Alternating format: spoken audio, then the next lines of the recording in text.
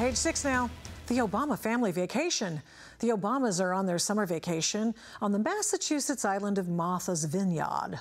Obama, of course, spent the weekend golfing. Obama has played over 200 rounds of golf since he's been in office, and that's a lot of golf for such a busy guy. Now, the family's staying in the same $12 million mansion they rented last year. This all at taxpayer expense. Now, while some in Martha's Vineyard are thrilled to see the president, others are less excited about it. It's very busy. A lot of lines, a lot of chaos. There's definitely a lot more traffic. Certain areas are closed off.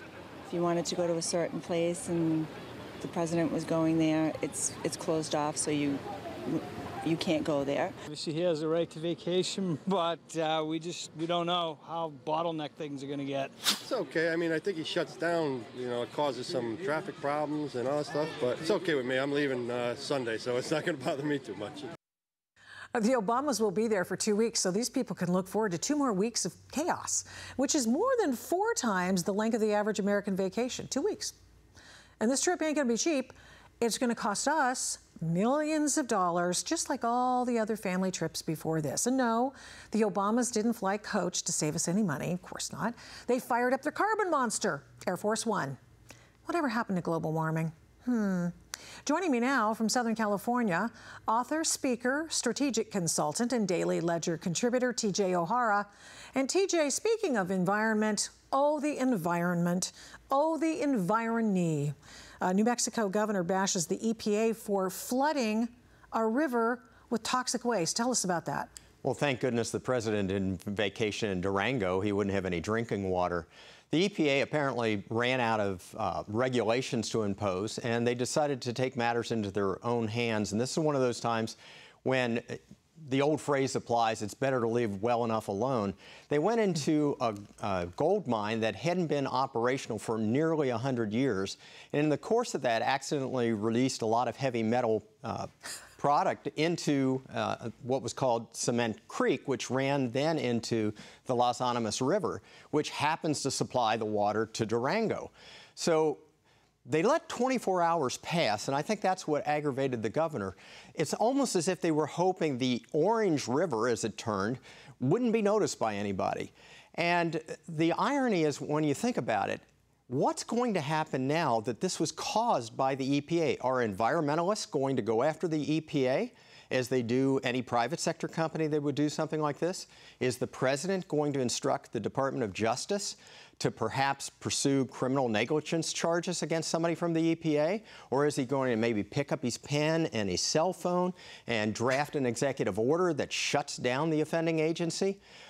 But perhaps the most interesting aspect of it is, what's the EPA going to do? Are they going to assess a massive fine against, well, the EPA? Yeah. You know, they always say that dilution is the solution to pollution. But the EPA thought that nobody would notice, and so they were hoping dilution would be the solution. However, yeah, people noticed. You know, another American government entity in trouble right now is DHS, because now they're allowing yet another flood, this time of people. Tell us about that. Well, there was testimony because there's been a lawsuit in federal court that is saying they have to shut down the detention centers and free the children and the mothers in particular. And the expectation in every summertime is that the heat will kind of keep people away. You'll see numbers drop off. And instead, there was a surge in July. What's interesting is the administration is now saying that that surge is predicated on the fact that the news got out that the detention centers may be shut down. And so that's actually incenting people to bring their children into the country to use them as shields. What's interesting about that, the irony, is that for years the administration has been saying that their approval of sanctuary cities and their decisions to fundamentally ignore existing immigration laws doesn't serve as an incentive at all. So you've got this interesting paradox. On the one hand, the administration likes to claim that there's no impact. On the other hand, now as it impacts them, they say, oh, this absolutely is serving as an incentive. So we'll have to see what happens. That is just remarkable. They can have it both ways. You know, some people, if they didn't have double standards, they'd have no standards at all. It's just amazing. By the way, there's the new cyber security bill that is going to be put off for a little while. Would you explain why that's important? Well, that's Senate Bill 2588, and in effect, it's for cybersecurity of the United States, and they've decided to kick the can down the road. Honestly, I don't believe it's much of an issue because if you actually read the legislation, what they're trying to do is provide a little more room for debate. The supporters are kind of predicated on one of the fundamental principles of our country, and that's Article 1, Section 8, provide for the common defense. The opponents, however, are saying that this is just an extension of government surveillance and it could intrude upon our Fourth Amendment rights, and it's an unreasonable search and seizure. When you actually get into it, it's going to allow both the Democrats to author 11 amendments, the Republicans to author 10, and perhaps form a better bill. So I think there's a little more hoopla about it than probably it merits. What is interesting is I did try and reach out to Chris Christie and Rand Paul to see if I could get them to come together on this, but neither was available. I think from what I heard, Chris was stuck in a bridge trying to get to the office, and Rand was blowing hot air in a Senate subcommittee.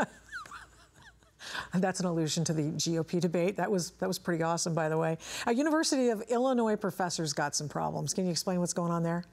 Well, he wishes he was a University of Illinois professor. What happened was there was a job offer made to this particular professor who was then tenured at Virginia Tech back in 2013. And he gave up his position, decided in the interim, before he moved to the University of Illinois, to put out some fairly inflammatory and profane opinions on Twitter relative to Israel's policy on the Gaza.